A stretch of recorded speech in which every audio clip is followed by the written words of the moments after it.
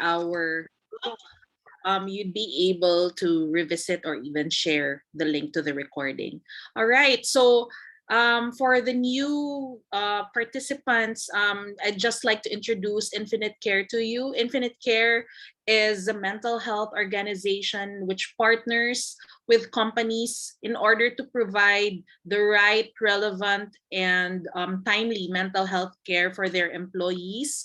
Since we started in early 2020, we've partnered with over 50 companies already, serving 75,000 members across different industries from BPOs to manufacturing, even with consulting and technology companies. And what unites all of these clients together is really their understanding that mental health is something that we need to address, and it's something that employers have a responsibility to look after.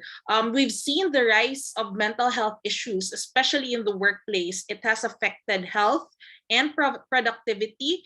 And what has happened is that COVID just really became an accelerator for it. What we can see is that mental illness is the third most common disability already in the Philippines. Our government institution, the National Center for Mental Health, has recorded an alarming increase in hotline calls due to depression, especially during the lockdowns. However, people have not sought help, or even if they sought help, less than half just receive treatment. And so, where organizations can really come in is to act in order to reduce the impact in the workplace, because this can translate to increased absenteeism and presenteeism, costing the business at least 130,000 per employee per year. And I'm sure for some of you, many of the employees have actually, especially in the HR profession, right? Many of the employees may have started to approach you that they're expecting, even demanding some form of support from the organizations.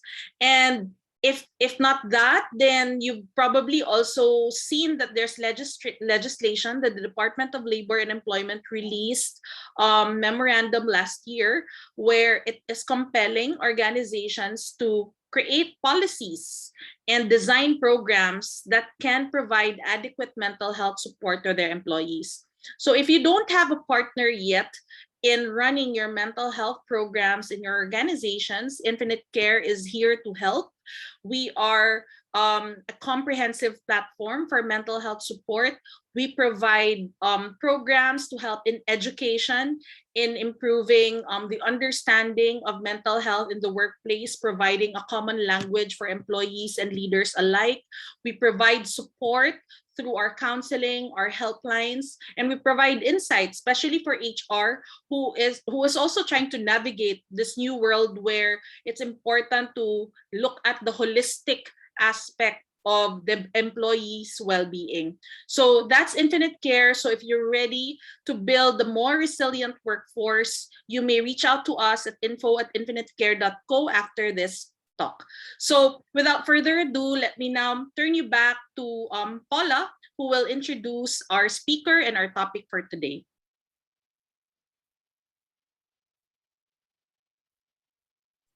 Thank you very much, Anne. Yeah, so that's Infinite Care. It's really important now more than ever that we take care of our employees' mental health. And with that, we have today our talk, which is about psychological safety. So before we begin, I just like to invite everybody to please make sure to keep your microphones on mute, just to manage also the talk and so that everybody can hear our speakers clearly. And then if you have any questions, please use the Q&A box for any questions that you might have while in the middle of the talk. Shyne, myself, and other members of the team will be monitoring that and will be answering it real time. If it's a burning question for all attendees, then we can vote for it to be answered live. And yes, like Anne mentioned, this will be recorded. So this talk will be moderated also by Shyne Mangulabnan, who is the head of clinical care of Infinite Care. She is a licensed guidance counselor who is experienced in workplace counseling, training, and career development and advising. So she has her background in psychology and training development that provides a wide range of interpersonal skills to deal with different types of communities. She's currently pursuing a doctorate in family psychology. So welcome to the talk, Shyne. And for our speaker today, we have Fabi Cariño, backed by popular demand. So again, Fabi is a multi-awarded human resource and training professional. She has acquired her master's in organizational development from De La Salle University and a Bachelor of Science in Clinical Psychology. She is a neurolinguistics programming master, and which she obtained in the UK. So without further ado, let me introduce Fabi Cariño. Thank you so much, Pau. And I'm very happy to see you, Shyne, to help me moderate this program again. I'd like to welcome you guys for another session with Infinite Care. And I'm really privileged to be talking amongst people with HR background, with leaders in this program. And for you being present in this hour really means a lot. It only shows how concerned you are for your organization, how concerned you are for yourself and for the team. All right, so let me allow to share my screen.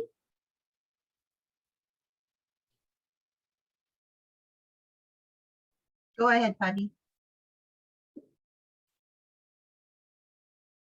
All right. I think you see it now, right? Yes. So Thank you. in the past months, we really had great attendance, and I'm also privileged to have you here in the group. If you're one of those that are attending our past sessions, you know for a fact that these sessions have been given to us by Infinite Care for free to ensure that you have more knowledge, you are more aware what could you do for your organizations. And this month is what we call Psychological Safety Month. Every month, there's sort of like activities that we do. And we are really going to help you out, understand better what is this buzzword called psychological safety. In fact, this was pretty new word for me. Even if I'm a psychologist, I always use the word psychology, but you have two strong words here, which means psychological safety. And you'll know for a fact that there are so many studies that you could actually access and read and likewise probably attend. And what I've done is to really help you guys understand this better on the most simplest way so that we avoid all those jargons that could be difficult to understand, but rather bring it down to the ground and understand better what is psychological wellness and psychological safety. Maybe I'll start off with a story. I love sharing stories, and sometimes I go over the board when it comes to timing, but I love sharing stories because psychological safety for me is something that is close to my heart. I've been in many organizations as an employee, as a manager, as an HR practitioner, as a training manager. So pretty much with all the companies I've worked for, there were great companies that I will never forget because they brought out the glory in me. And there were companies who also brought out the best and beast in me, so to speak. There were companies I learned what would be the best practice, and there are companies that I would not like to continue or I would not like to tolerate in terms of culture. Okay, so I guess when you hear the word psychological safety, there are two words here. Um, and the best person who really made some studies about this is a Harvard professor, Amy Edmondson, in 1999, where she made a study about psychological safety. Let me just give you a little bit of story about that. So I owe you two stories. First and foremost, my story is all about one applicant of mine a few years ago that has been applying in the company. And obviously the guy he's gay, right? And there's nothing wrong with that. I really love people from the LGBT community. I have best friends. Almost all my best friends are from that community. When I asked him particularly why he wanted to join my current company, he was actually working for a academe.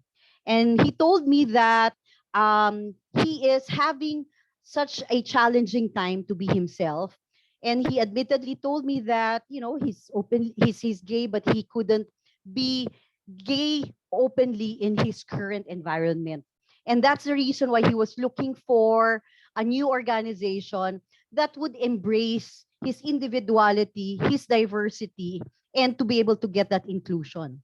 He told me for a fact that there were instances that the traditional and older people who were like the baby boomers and very traditional, you can imagine, professors would talk about the LGBT community and talk about it more bashfully. And you know how Filipinos are when they talk about jokes like this. And he couldn't do much about it. And he felt very uncomfortable. And even though it wasn't about him, he felt that this was attacking him indirectly and in a manner that it made his mental health get affected. So I want to say that this is just examples of how the environment plays a role on our mental health. And based on the example of Amy Edmondson, the definition of this is that psychological safety is the belief that anyone can speak without risk or punishment or humiliation. It is also the belief that your environment is safe for interpersonal risk taking, so that when you're not around, people have your back. They don't throw you off the bus, because that's pretty prevalent in every organization, that people tend to talk about you when you're not around, especially so if you're a new be there and people are trying to decipher what you are, who you're going out with, what is your gender, what is your sexuality, etc., etc. I know this because I've seen and witnessed this, and I have been also been victimized with psychological safety, because everything that encompasses bullying or gossiping about you is part of psychological safety. And so I'd like to also talk about the neurobiology of psych safety. I just added this because I want you to understand that there's a neurobio background about the psychological safety of everyone. So when we actually go through stress, right? For example, whether it's work-related stress or stress because we are trying to hide our identity, our gender, and we were trying to put a different front, right? That really adds to stress. Do you agree? When you're not feeling yourself and you're always on your toes, or you don't like your manager, but because you simply are the breadwinner of the family, your work becomes miserable, and so the stress will be continuous. What happens is this also connects to affiliation, because we are all social beings, right? And we cannot work, even if we're working from home, we need to be affiliated with people at work. And usually, when this stress and affiliation goes out together, this actually elicits some kind of reaction. Whether it's a reaction of fear, which is the first degree of emotion that we feel, because there's always fear. There could be humiliation. There could be different sorts of negative emotion that comes with it. And it's sad if this environment provokes you to have stress, provokes you to be just alone by yourself and not be yourself, provokes you to put a different face to other people when in fact you are someone else at the back of, at the end of the day, you're someone else. And it's so hard to have a different kind of reaction later on, especially so if people are even gossiping about you, right? So this is the neurobiology of the psychological safety. Now, I'd like to talk further why psychological safety is different from trust.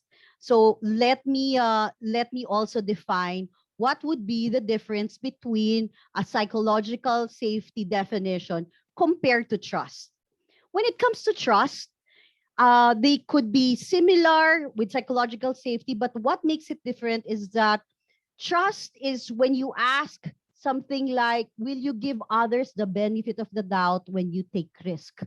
Do you trust the person that you work with? Do you trust your boss? Do you trust your subordinate that when you're not around, he or she can do the work for you? All right. And do you trust that when you say something, for example, here, Bob is probably going to freak out if I disagree with him. So it's somehow similar. Whereas psychological safety is will others. It's all about others. So for trust, it's about you towards others, about how you are trusting others. Whereas psychological safety is will others give you the benefit of the doubt when you take risk. When I say risk, it's about speaking up. It's about our tendency to feel that we always have to look good and look smart and that we are competent. So my team expects me to speak up or probably not speak up so that I don't look stupid. The problem with our culture, I would say, is that we have this culture of what we say, ayaw mapahiya, or you don't want to be humiliated. So at times we would rather not say anything, or at times we would say something and then we would say it differently, all because we don't know how to assert ourselves. This is really our culture that I think that is so common among us, that what happens is in the back of my mind, will I stay quiet or will I say something? Because if I say something, they might get back to me or I might lose their job. In fact, Amy made a study between male and female, and they actually made a study in Harvard comparing who is most likely to not say anything or just shut up for the sake of not saying anything and just keeping psychologically safe, so to speak, so that they won't be embarrassed. Male or female? Maybe you'd like to guess before I proceed. Would you like to make a chat on the right? Who do you think would rather keep quiet and say nothing? Is it male or female? Can I make you guess? And maybe I could check your chat. Hmm. Yeah, we Okay. have answers here, Fabi, no? A lot are saying, oh, it seems it's equal. A lot are saying male, and then the others female. Okay. Well, of Yeah, course. so there's females and males. And somebody says here, males, because females are like talkative and demonstrative. What Yeah. would you Well, have to I say to that? yeah, I think that would be really true in our culture. Now, I would like to tell you that the results of the study, which is of course more Western, so to speak, is that male has the tendency to to talk more than the female. But ako, I would agree. For me, I would agree based on my own opinion and my own observation that we have the tendency to talk more as female. And sometimes we go even overboard and overreact because we could be emotional. And so I would agree with you that the male will just keep quiet and say nothing at all. And I see that in couples, right? When it comes to our parents, when it comes to pag you have a boyfriend and a girlfriend and somebody's presenting to them, the female tends to ask more. If, for example, they're buying a house, the female will ask pretty much everything and all the freebies and discounts, while the male will just keep quiet and say, tama na, or stop it na, nakakahiya na you keep talking. And I know that. For me, I say in the Asian culture, it's really the female who will talk a lot. And most of them, because my orientation is being with strong women in my family, and we have different orientation, my family, the women are the ones who talks a lot, who are more masculine in the sense that we would be more expressive. Well, it really depends, no? But I totally agree. The male tend to be quieter because they'd rather not say, or they would even just whisper to their partner and say, oh, why don't you ask this question instead? And I noticed that a lot. But of course, I wouldn't discount the fact that there are some assertive males who would ask whether it's going to be aggressively or with tact or politely. And, it really depends on your orientation because there are different ways of how we communicate.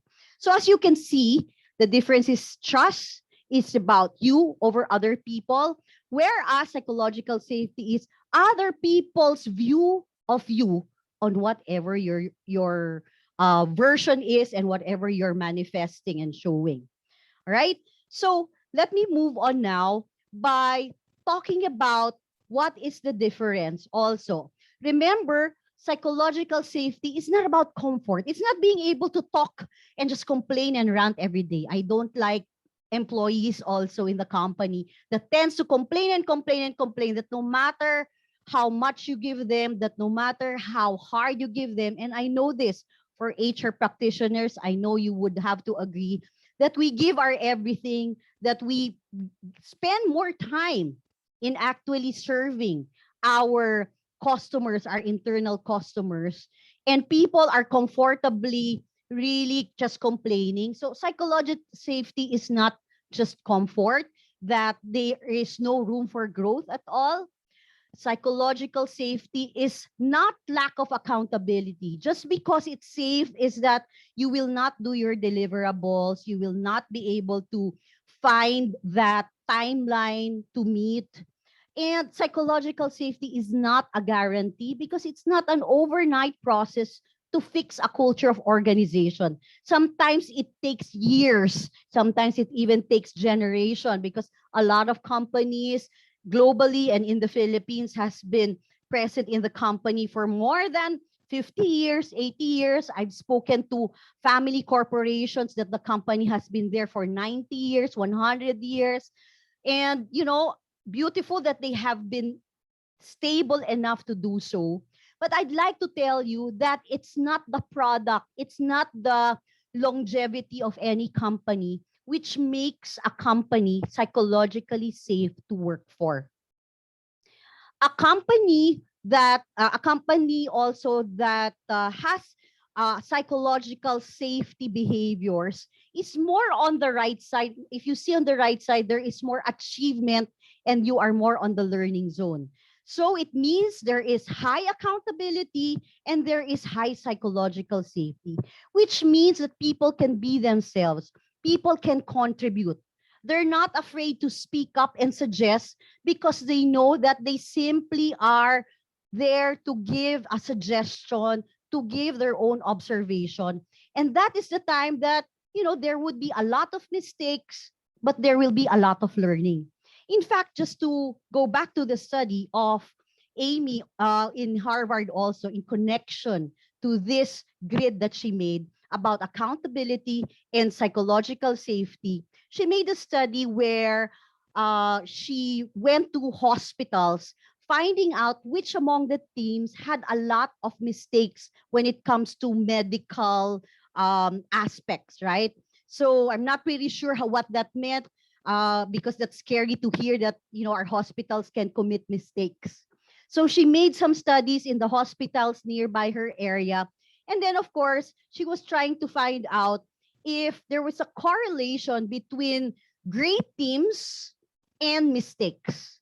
And of course, ideally, people think that when you have a great team, there are less mistakes. But in the long-term study, in the end, she asked someone to validate her study because she was so surprised about the study that what happened was there were more mistakes actually coming from that great team. And I myself was wondering what could be the reason why great teams have more mistakes. They were 22% higher mistakes than those organizations that are less of those ones that are ideal.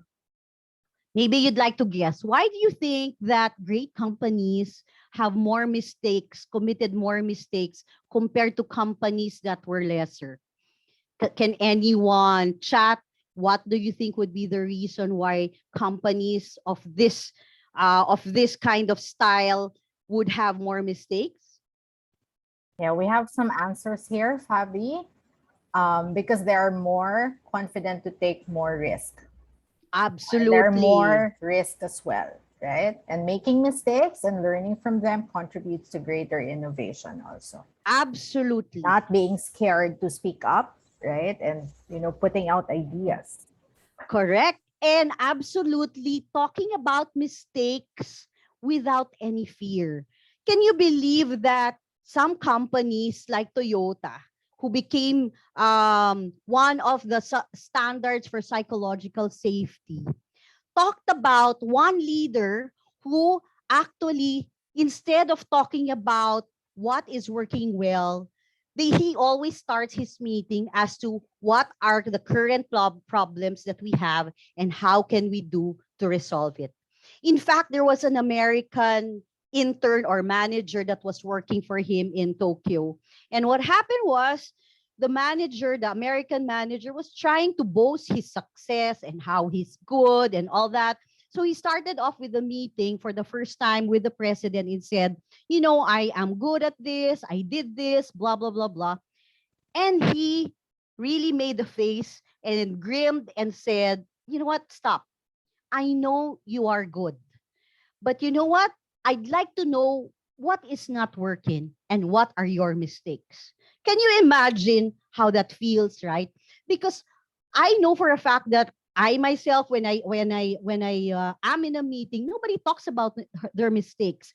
Who would dare to talk about their mistakes and admit their boo-boos? In fact, we're very used to seeing people that they wouldn't admit their mistakes and blame other people for certain boo-boos in the company. So what happened was that was a benchmark when leaders allow themselves to ask the right question, ask questions that are really pertaining to psychological safety, that it's okay to admit what are the things that are not working, what are your boo-boos, and how can we help you, and how can you fix it. This this has really made high performing teams better. And that's the reason why when great teams are more admitting about their mistakes and managers are more forgiving and they also admit their mistakes, everything changes because there is no perfect company. And most of us, especially during the industrial age, we are always thinking about being the best, showing off and boasting to everyone that there are no mistakes, when in fact these mistakes are so essential. They are gems, they are diamonds for us to learn. So if you see this grade shortly, you will see that if it's low psychological safety and low accountability, it's apathy zone, meaning people do not care. They just work there for the 15th and 30th to get their salary. When you have high psychological safety and low accountability, they're just in their comfort zone. And I've noticed that when my mom was working in the government agency for such a long time, she just waits for me to pick her up at 5 p.m. and they're just happy in their office. And I remember that when I was young, that I would even play in her office and there was no stress at all. I like that environment, but I would say that was too much of your comfort zone, that there was no learning. However, if you see also when there is high accountability but low psychological safety, I guess a lot of you guys can actually relate to this, where people are pushed, and you're not allowed to say anything and complain. This is what we call the anxiety zone, which I hope that we could probably give you some tips on how to remove you from the anxiety zone, at least to move to the achievement and learning zone where there is high accountability and high psychological safety.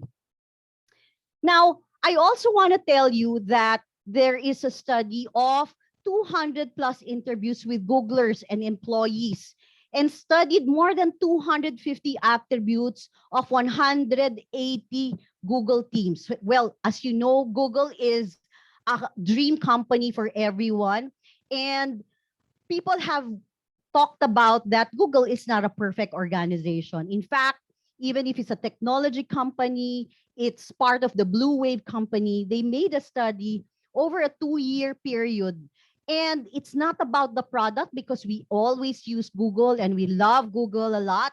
So it's not about who is in the team that matters, but really it's the culture that matters.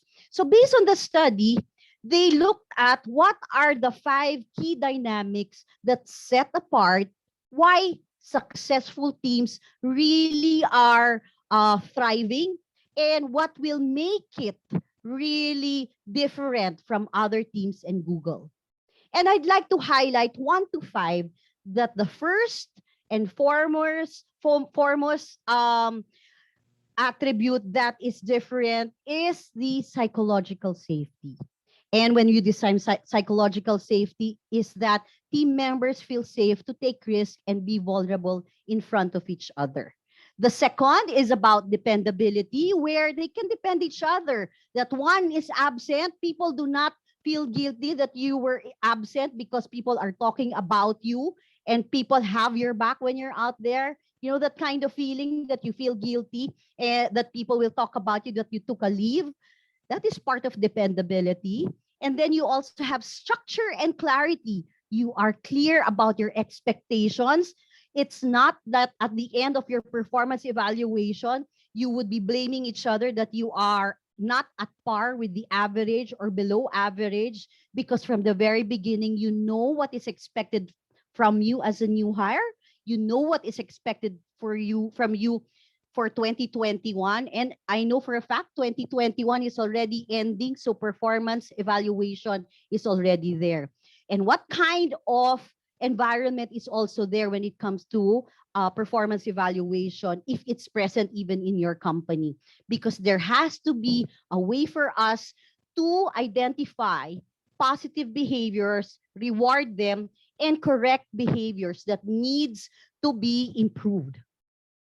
Number 4 is meaning. Our work has to have a meaning and purpose. We don't come to work just because we want to work or just because we need it, but people would look at themselves that they are contributing to their dreams, to a purpose. So a lot of people in based on studies would even join companies because they find meaning in what they do. They make an impact to the world, and they would rather have lower salaries compared to a high stressful job, high paying job that they don't have meaning, right? And lastly, team members think that work matters and creates change. This is also part of meaning, and likewise what makes it really relevant for the times.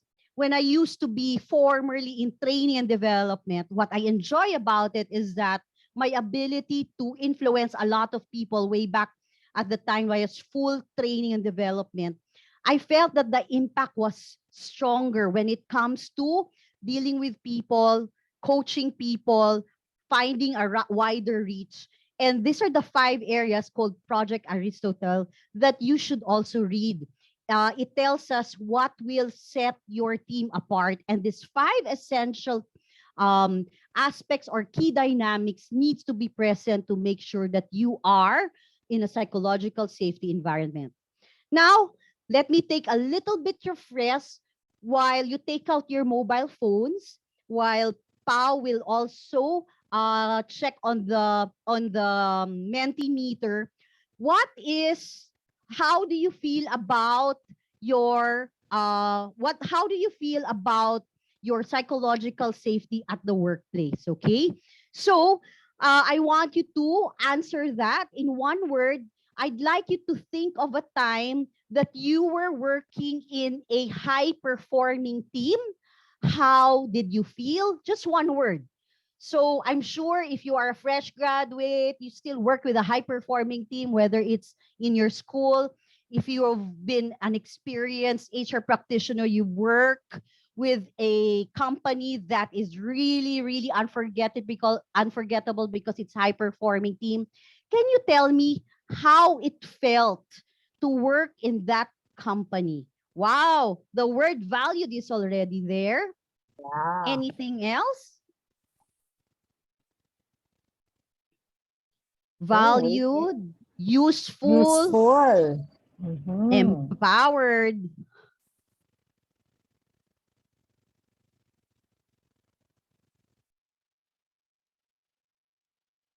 What else do we have here, Shyne? Yeah, we have useful. The feeling of being pressured is here also recognized, challenged, safe, appreciated. Yeah. And somebody also typed in the chat, stressed. Maybe because being Okay. part of a High performing highly team. perform, That's very high-performing team. competitive. Oh, I understand that. But of course, di ba, Fabi, it can also be good stress at the same time. Good or Yeah. bad stress. So it can That's be true. indispensable, important, loved. We have here safe, trusted. Yeah, I like that word, trusted, recognized. And then in the chat, somebody also shared useful, but stressed foreign owners, which is working with a foreign, with a team of foreigners. Yeah. Yeah, Good answer. wonderful answers Oh, here. Mostly oh, positive. good. I Yeah. think what's really like the trend that I see here is everyone thinks they love to be in a company where they're appreciated. And I also go for that word because when you are appreciated, no matter how hard or no matter how plenty of work you need to be done, but if you are appreciated, you are valued in simple matters such as being thankful and saying to you that you make an impact and your contribution, whether it's a small contribution or a big contribution, makes an impact to the organization. I would say we really think that your working environment is safe. I totally agree with that. And then, of course, on the other hand, there are pressure, there is stress because there's no job that's not stressful. I think that there's always stress in everything, but we need to be at an optimal level of stress so we can be functional, not burn out. That's what we are trying to avoid. And likewise, stress should be something that would push you to really reach your goal and work together. And I'm sure a working environment needs to be collaborated and trusted. All right. And then let's move on to the next one. Okay.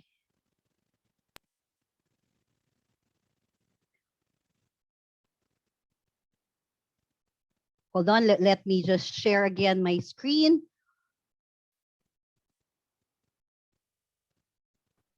There we go. Okay, You see it. there you go. All right, so let me just briefly talk about low psychological safety behaviors. And maybe if you think of, on the other hand, what are those companies that probably you've already left behind and hopefully you're still, if you're still there, do these big behaviors actually come out in your organization? Is it a company where nobody talks and you wait for the leader to speak before voicing your own opinion? Or is it a company that there is hesitancy to speak up to advise on critical information or bad news? So when people start to think that, all right, guys, can I get suggestions on how to do this? And people are just afraid to say anything because pag pumalpak yan or the work does not become successful or the project becomes successful, you will be blamed for it. But if it's a good one, they will be getting the honor and prestige when they get it right. The lack of debating or challenging ideas, or I would say people are just quiet because that's really one of our culture that we need to improve on, where debates are considered conflicts when in fact in other cultures debate is a way for us to question the status quo. Another is the lack of contribution of junior team members and thinking that, I'm just new here, I don't know anything, I'm a fresh graduate, I'd rather keep quiet. So these are the manifestation of low psychological safety behaviors. In contrast, I want to talk about high psychological safety behaviors. These are described to be lively yet respectful discussion of debate, that there is no attacking of people, there is no insults that needs to be happening, that when they talk about it, they challenge each other, they respect each other. It's half-formed, unpolished ideas, and that anything that is could be outside the box is welcomed, and they are shared and built upon, and it's not immediately flushed in the toilet, right? Another is people can share their personal experiences and share their vulnerability without any fear. And of course, the most important part, and we keep repeating this, many people speak and all people are engaged, not only the senior leaders, but everyone, including the staff level, can speak out, can suggest, and can say something. Now, I have here actually 3 case studies. I hope we have some time to really process it because I want you to really take a lot of learning from this program. But let me just read case one all together with you guys. So Tony is a newly hired leader in FC company. FC is my company, kunwari, as an operations manager. He will be replacing Tom, who took his retirement after 20 years in the company. On his first day, an induction program was conducted and he was welcomed by his manager and HR. He was excited to know that the company had newly launched a diversity and inclusion program. So that's really a plus when companies are now into diversity and inclusion. During his first 30 days, Tony was trying to learn more about the company's policies and procedures, but was too fearful of asking anyone. He recalls his leader at one time complaining about employees saying that, they keep asking help and they're bothering him. So because that, that was ingrained in his mind, he decided to just research everything through available online and corporate materials, not wanting to look incompetent and compared to Tom, who pretty much, of course, knew everything being 20 years in the company. So that's case one. Let me just ask you, do you think that the working environment reflects psychological safety? Okay, so you can actually unmute or you want to do the chat. Yes or no? Do you think that for the first part being new in the company, do you think that it reflects psychological safety?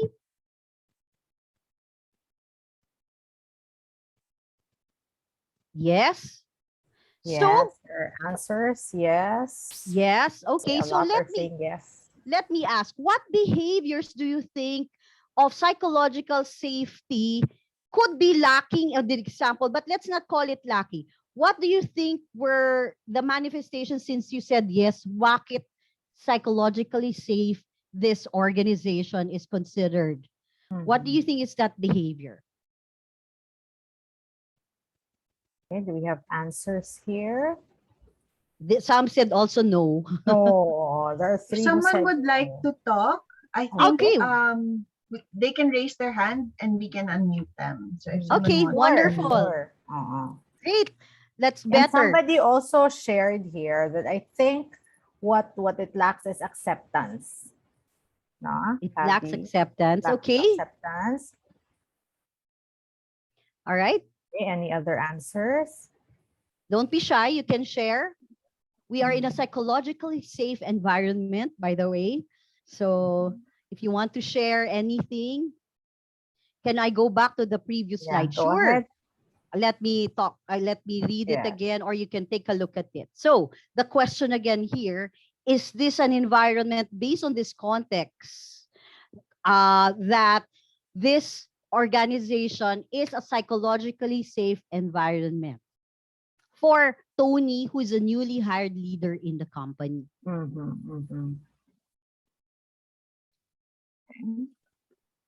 We don't have any more answers, but okay, I might answer as well, Fabi.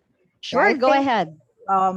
Where the leader was complaining, or when the leader was complaining about, people asking questions, it gave Tony the impression that, I cannot do the same thing.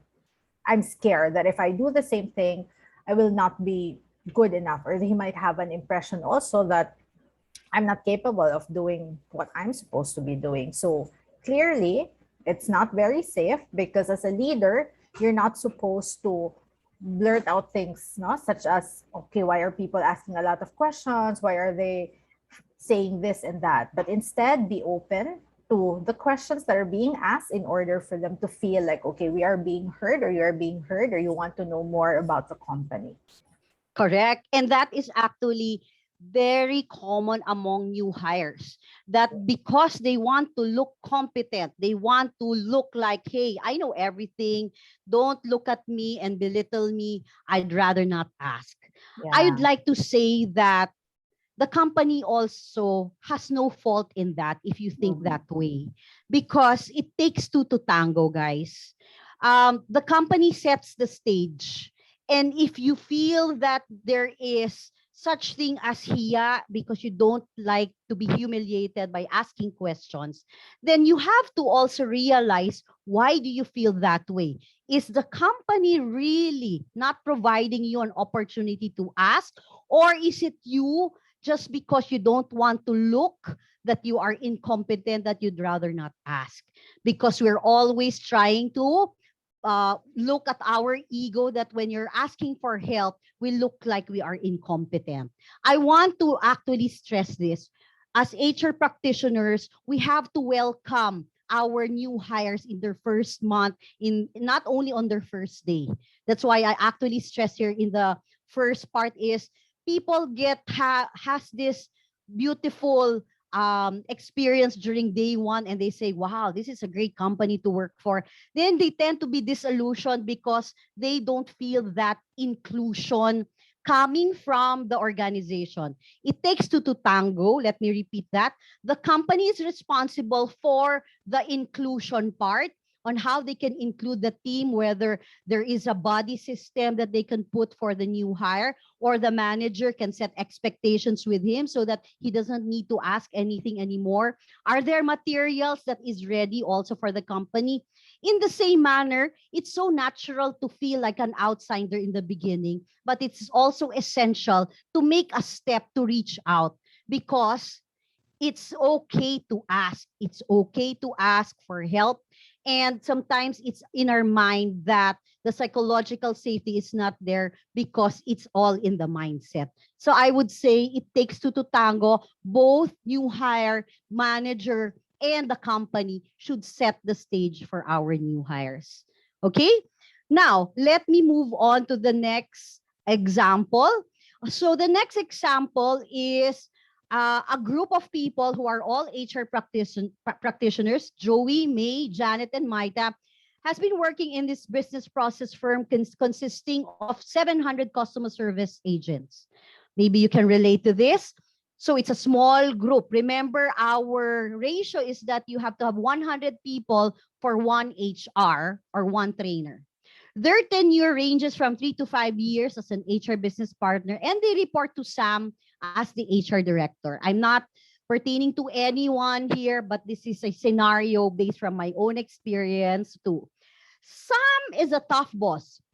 She's very critical about the work of the people in her team. She tends to micromanage, checks on her team due to the lack of trust. All the more during the pandemic, when the company shifted to work from home, Sam said, take pictures every hour and show it to me that you are working, or open your camera and show me that this all work together so I can monitor you.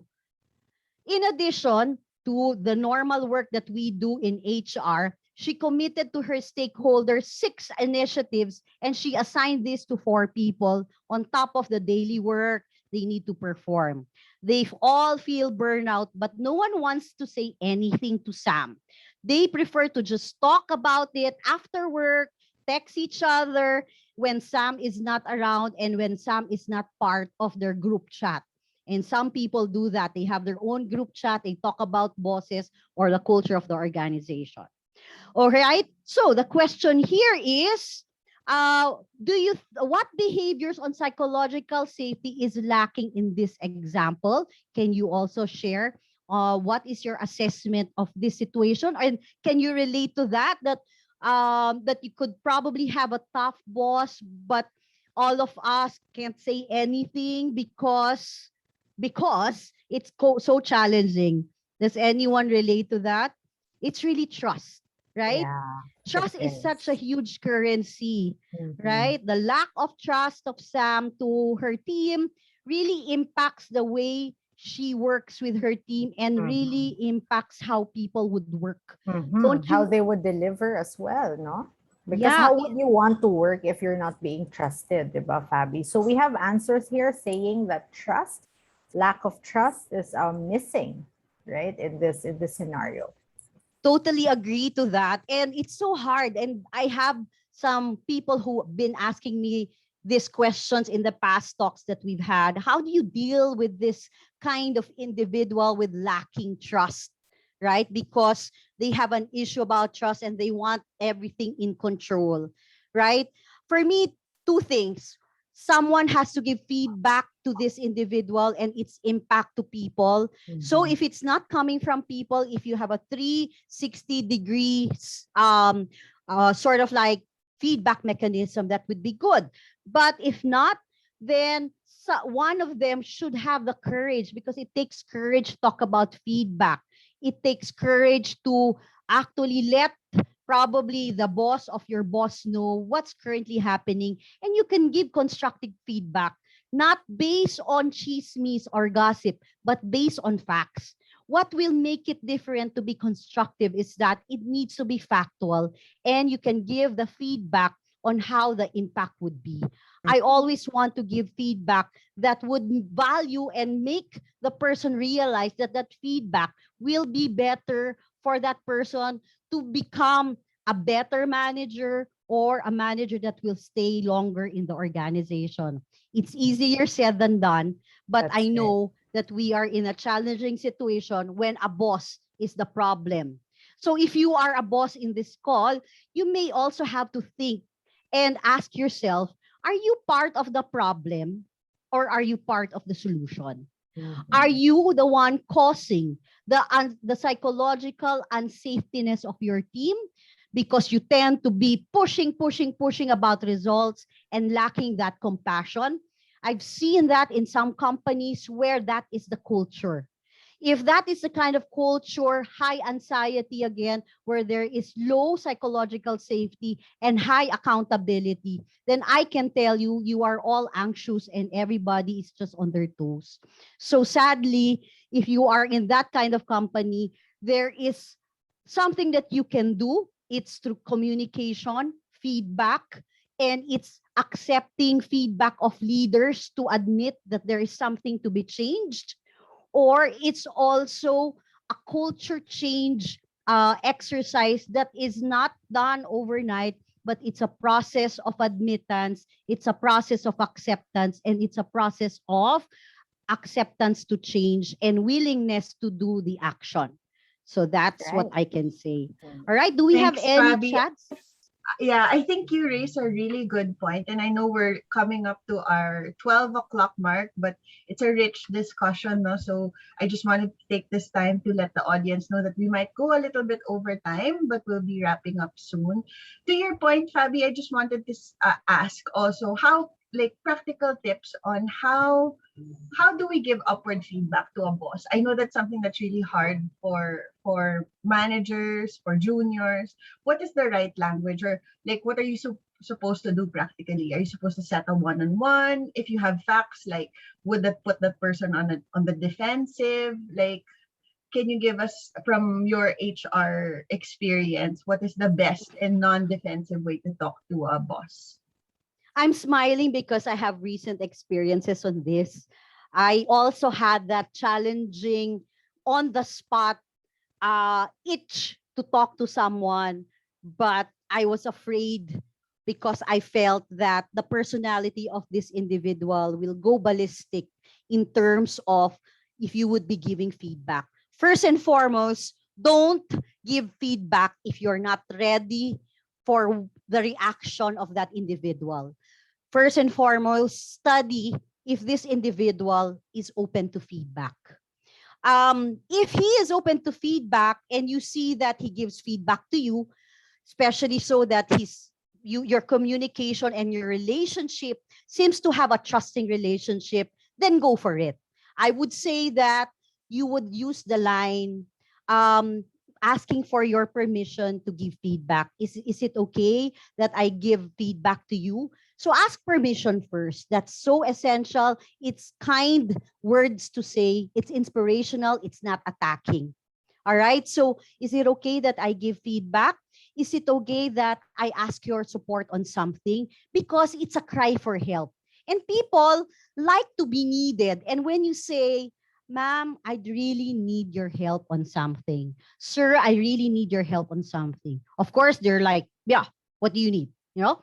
And you would say something like, sir, would it be possible that we would like to ask you to at least prioritize our projects because there's just so many projects on hand. I hope you understand that we really would like to complete everything for you, but it seems like the projects are overflowing and my team is going through difficult times, especially during working from home. Things like that.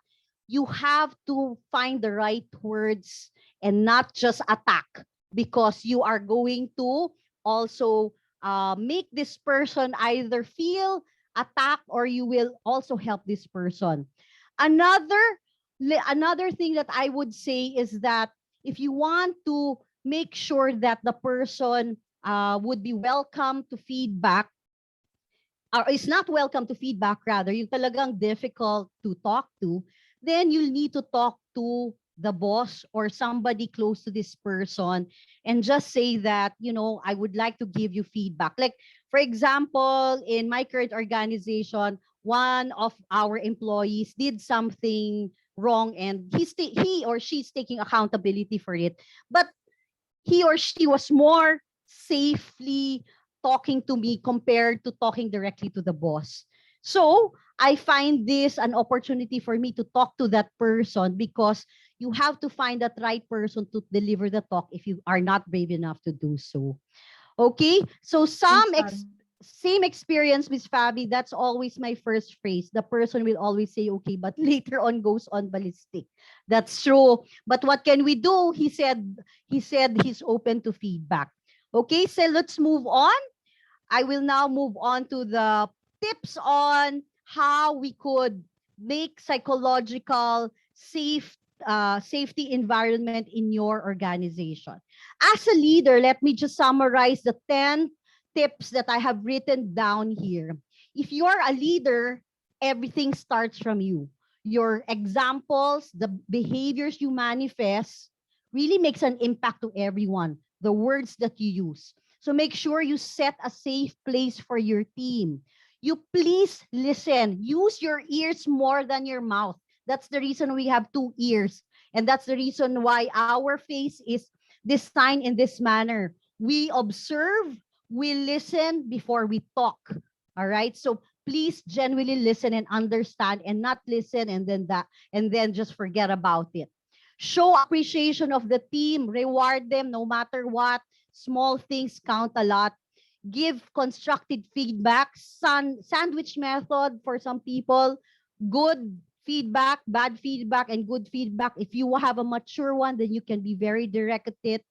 Please forgive mistakes. A one mistake should not be taken forever and ever, and that's the only time they keep bringing that back. I really detest those kinds of managers who tends to just get stuck on your mistake. I believe that people really can make mistake. They learn from it, so you have to move on. And as a manager, I'm sure you're not perfect, so please do forgive so you can also be forgiven. And that's even written in the Bible. Please create a learning environment for people to learn from their mistakes and not commit it over and over. Be a strengths finder, work on their strengths, not a fault finder. Please encourage inputs. Ask the right questions. Tell them that it's okay, that this is a new project. You need everyone's help. And I'm not the only one responsible for this. I would ask my team, guys, I need help. Let's solve it together. Please give me your inputs. Apologize for your mistakes and inspire your team. Necessarily use the words that inspire them, especially so that you get things done through your team. When you're working remotely, operate on trust. Stop being a micromanager. You'll be burnout if you're always just checking on your team, checking on the progress of your team. Empower them. Lead by example. If you tell them wellness day, okay, you work on this hour only, then that would be the case. Care sincerely. Ask how they are personally. Ask how their workload is. Ask if they can take more. Ask if they want to be assigning it to someone. Invoke fun in your activities. Fun is only talking about, let's say, what was their lunch, talk about recipes. These are things that we've been doing during pandemic, right? And talk about other stuff that is fun. and empower your team to be themselves, regardless of their gender, color, age, because we are in a country where we are ageist. The older you are, people think that when you're 40 and above, you are already like, okay, they're even called tita, mommy, and all that. But actually, that is an ageist mentality. We are all in a level that we should respect the older people, more experienced people, even for the remote setup.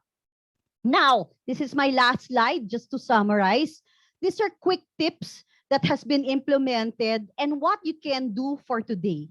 If you want to solicit psychological safety from your own team, solicit inputs and opinions from the group on how you can have this kind of environment, especially if you're a manager, share information, have a sort of like a session where you can talk about what are their challenges without any judgment. And then watch Amy Edmondson's TED talk about all that I've spoken about. You'll see a wealth of knowledge about psychological safety. When it comes to dependability, please do not assume that everybody knows what they're doing. Clarify roles and responsibilities, what is different from each other. Develop project plans and provide transparency in their progress and feedback. When it comes to structure and clarity, regularly communicate, even if it's remotely. And I know some of you are already going back to the office.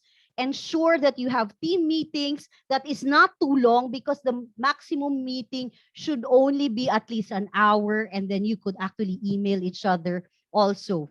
And there are other ways of communicating. Meaning, tell them what makes them work for your company. Give them positive feedback. Please express your gratitude publicly. They say that you can say thank you in public, reprimand in private. Lastly, co-create their clear vision of their career, how they will reinforce their work, reflect on the work that you're doing, and adopt a user evaluation method so that you measure how they can become better and not just perception based. So with that, I'd like to close actually by just summarizing this in a nutshell. No, top thing is that psychological safety is not just a buzzword that is present in every organization. It's everyone's responsibility. Your responsibility as an employee, manager's responsibility, it's the organization responsibility.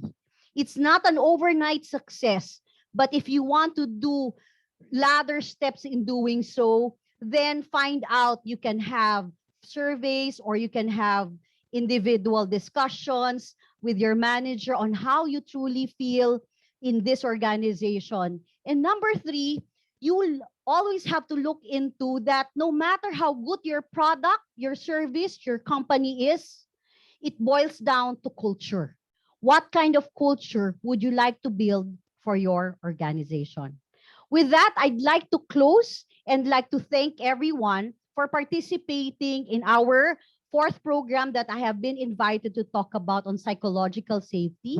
And maybe I'll bring this back to you, Shyne, where we can actually just wrap it up using our word cloud. And then if we have more time, I'm open to some Q&A questions. And for some people who need to have their lunch, but for some people who still need to stay, I'm willing to stay longer so that we can cover your questions. Yeah. Thank you so much for that, Fabi. It was very insightful. And I'm sure our attendees, our participants learned a lot. So some of them shared also what resonated with them the most today was on appreciation, inspired. They got inspired. Yeah, trust, of course, it's a big thing. It's a big word for psychological safety. Speaking up, right? Respect and appreciation, encourage speaking up also, and listening to your team and being more approachable, right? So nice takeaways. Great. Yes, Thank you so much for much. sharing. Thank you so much, Fabi, and thank you, Shyne. So we've left the post-evaluation form of this webinar in the chat box. We invite everybody to please fill this up. Don't forget, certificates will be sent to you after submitting the form. Yes, and yeah, it's such an abbreviated topic. There's so much more to say, Fabi, and we look forward to having you more for longer sessions. I know we had to cut the time, but yes, thank you, Fabi, so much for Yeah. this. Do we have any questions? But I could still stay longer if you have itching questions to ask from me. I'm willing to stay a little bit for 3-4 minutes to address your questions that you're dying to ask. Someone has asked if we are willing to share the slides. Yes, we have a participants version that we will share. Infinite Care has been very generous in sharing this so that you could use this and share it to your bosses and blame me that I'm telling them to learn this. You could use that, but we'll definitely share this with you. Thank you, Adrian, for attending. Yes, we're all going to send this to the email that you registered on. And of course, we will be sharing that. So I don't think I'm seeing any question here that you want to ask, but I hope you learned something from today. As I've said, psychological safety is all our responsibility. And we need to get out from our comfort zone of not being able to talk. Please have that courage to build that culture of being able to assert yourself, being able to speak up with respect, with tact. So that's the most essential takeaway for me. If there was one thing that I'd like to encourage you on, communication is key, and not saying anything will just simply impede you for growing. Second is forgive. Forgive others for their mistakes. Forgive yourself for these mistakes and learn from it. Continuously learn from it. So with that, I'll see you guys next time for our next program. When will we have our next program? Are we having another one next month? Yeah. Hopefully. Yeah, we will announce it on our social media platform. So to everybody, please follow us on Instagram as well as on LinkedIn and Facebook. We post all of the announcements of our webinars there, and yeah, we'll let you know what the next Yes. program will be. So follow Infinite Care on your LinkedIn. And then I also would like to request you to follow me on my LinkedIn. I've been posting some blogs all about mental health, all about inspirational tips and life lessons. Thank you so much to all my friends on LinkedIn who attended here. And thank you for your support. We look forward for the next session soon. And I hope that if you really like this webinar, I hope you could give some feedback about it if there's any programs you want us to run. And thank you, Infinite Care, for generously sponsoring all these programs on a monthly basis to help the Filipino community workplace to become a better culture for everyone. Thank you. Thank you, Fabi. Thank you, Thanks, everybody. Have a Fabi. good afternoon. Have a good lunch.